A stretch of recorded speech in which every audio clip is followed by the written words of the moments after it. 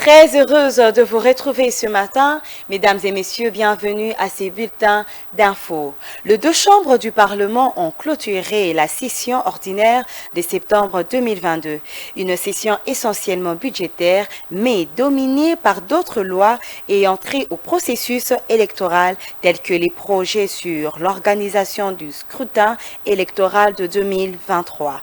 Le président de la Chambre basse du Parlement, Christophe Mbosso, a dans son mot de clôture salué le travail abattu par sa Chambre tout au long de la session, malgré les divergences entre députés nationaux qui rentrent dans le cadre de jeu démocratique.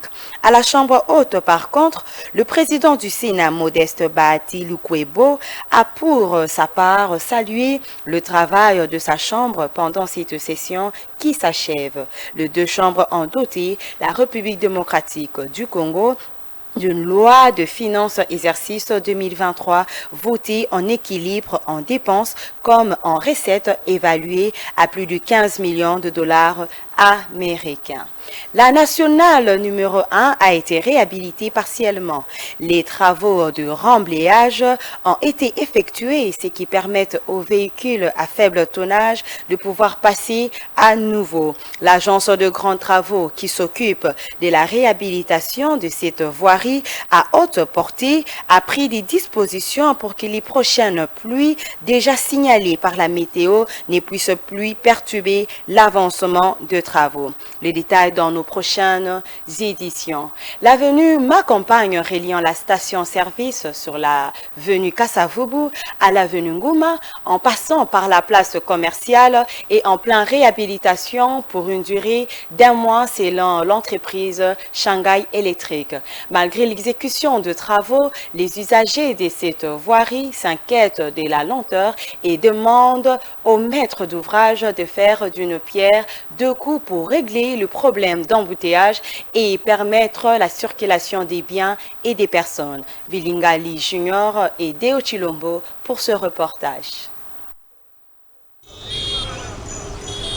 L'initiative de la réhabilitation de cette artère est louée par les usagers de ces tronçons car elle facilitera le trafic de personnes et de leurs biens par rapport à son ancien état où elle était jalonnée des nids de poules et des bourbiers. Prévu pour 1 mois, le travaux de réhabilitation de l'avenue Macampagne semble dépasser le délai prévu, une situation inquiétante qui plonge les usagers de ces tronçons dans l'impasse. C'est depuis qu'il a accédé au pouvoir que nous voyons Kinshasa en mouvement.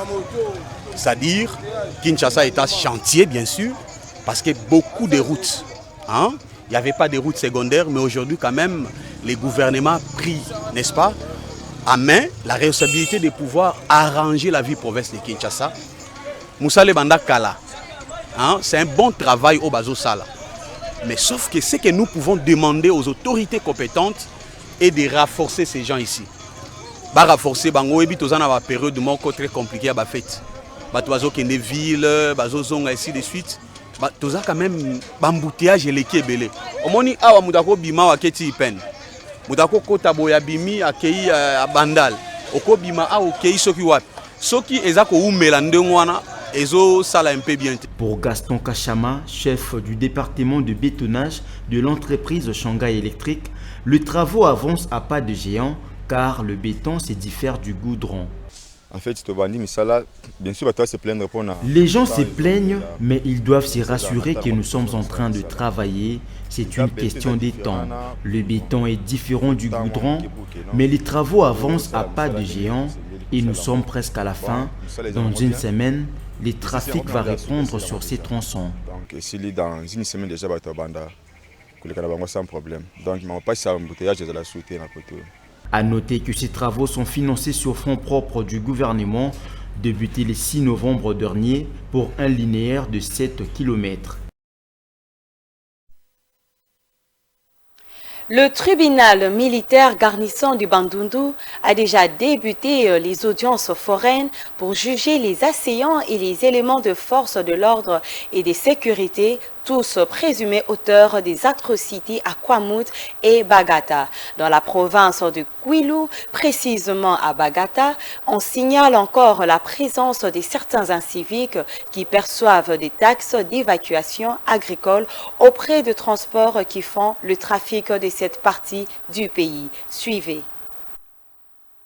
C'est depuis mardi dernier que les audiences foraines ont débuté dans la ville de Bandundu pour juger les assaillants ainsi que les éléments de force de l'ordre et de sécurité présumés auteurs des atrocités à Kwamut et Bagata. Pour cette première audience, le tribunal militaire garnison de Bandundu, Bagata et Maindombe a d'abord procédé à l'identification des prévenus. C'est le cas de Muzinga Badibi, sous-commissaire de la police de Mboussier au territoire de Kwamut. Poursuivi pour association de malfaiteurs, les faits d'habiller en tenue militaire les civils, viol, vol, incendie, destruction de biens et meurtre de plusieurs personnes en septembre dernier. De même pour Jires Koposi, Alphonse Engenga et tant d'autres. Ces audiences vont se dérouler en déant 30 jours. S'agissant de ces 4 affaires appelées en premier, les dossiers sont renvoyés à jeudi prochain afin de permettre aux avocats de pénétrer l'instruction à fond. Le tribunal militaire garnison de Bandundu va juger près de 28 éléments de force de l'ordre et de sécurité ainsi que 100 assaillants déjà aux arrêts.